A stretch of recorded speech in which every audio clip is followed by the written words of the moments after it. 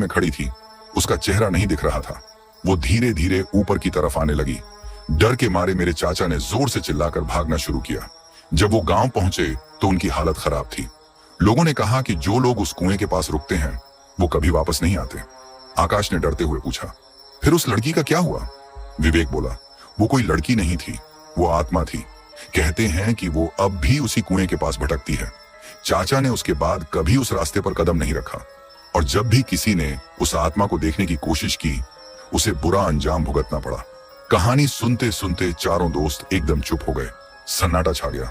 अचानक पास में रखे तंबू के पीछे से किसी चीज के गिरने की आवाज आई। दीपक डरते हुए बोला, ये क्या था? नितिन बोला, मुझे नहीं पता, लेकिन ये जगह सही नहीं लग रही, हमें यहां से निकलना चाहिए। चारों उठने ही वाले थे कि एक परछाई आग के पास से गुजरी। वो सब डर के मारे एक जगह बैठ गए। विवेक ने हिम्मत करके पूछा, कौन है वहां? कोई जवाब नहीं आया, लेकिन हवा में किसी के चलने की सरसराहट सुनाई दी। डर के मारे चारों ने फैसला किया कि वो फोर्ट छोड़कर चले जाएंगे। लेकिन जैसे ही उन्होंने तंबू की ओर देखा, वहां एक सफेद साया खड़ा था। वो धीरे धीरे उनकी तरफ बढ़ने लगा। चारों दोस्त चिल्लाते हुए भागे और फोर्ट के गेट तक पहुंचे। जब उन्होंने पीछे मुड़कर देखा तो वहां कोई नहीं था।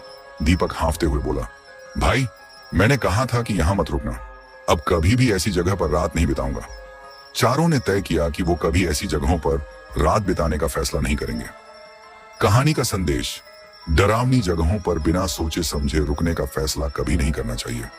कई बार हमारी जिज्ञासा हमें ऐसे अनुभव दे सकती है जिन्हें भूलना मुश्किल हो जाता है।